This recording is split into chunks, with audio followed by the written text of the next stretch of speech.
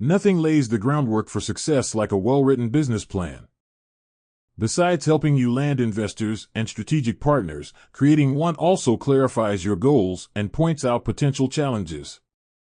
Be sure to estimate your company's expenses and revenues as closely as possible. J.P. Morgan Chase.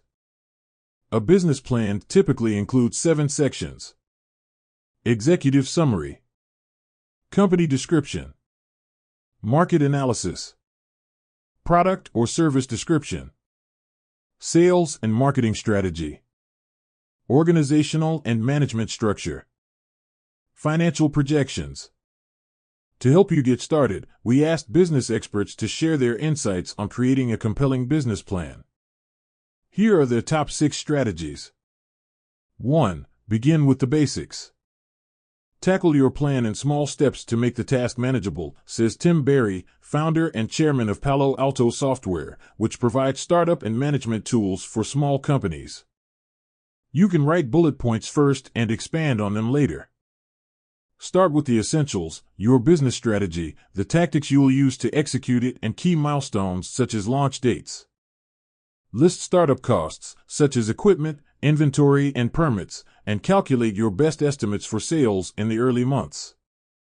Working through your financials will help you determine how much funding you'll need. 2. Consider your audience. If you intend to pitch investors, your plan should demonstrate that you have a superior product or service that solves a difficult problem for a large target market, says Akira Hirai, founder and CEO of Cayenne Consulting, a business plan consulting firm. If you hope to win over a strategic partner, your plan, typically accompanying a partnership proposal, should describe your vision and ability to help the partner reach its strategic goals. No matter whom you are writing your plan for, Hirai adds, make the case that your founding team has the experience and skills to build a successful company.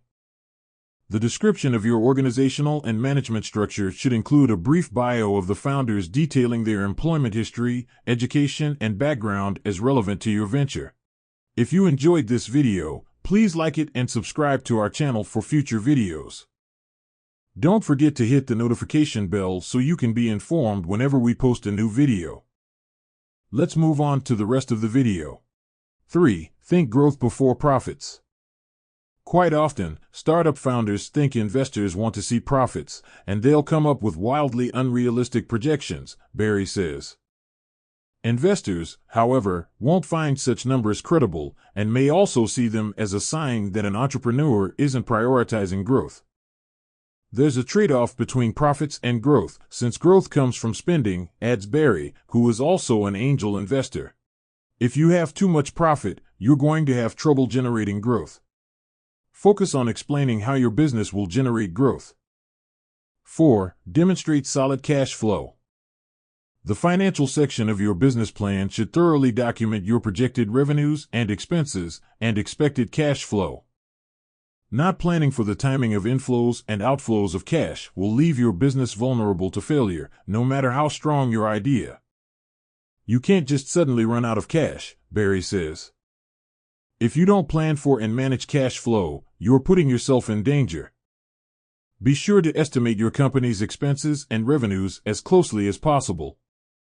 Certain expenses, such as merchant services fees and some types of insurance, can be easy to overlook. If you use a cash flow template to project your expenses, be sure to account for all of your spending categories. 5. Keep it clean.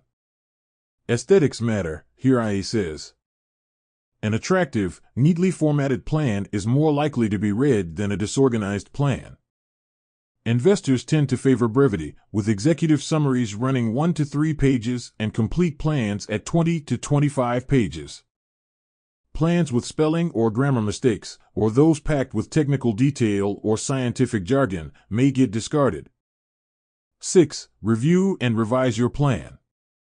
Some entrepreneurs complete a business plan only to set it aside and never look at it again. Review your plan monthly, Berry suggests, to compare your projections with reality and to be sure you're on track for hitting key milestones. All of that review creates real management and accountability, he says.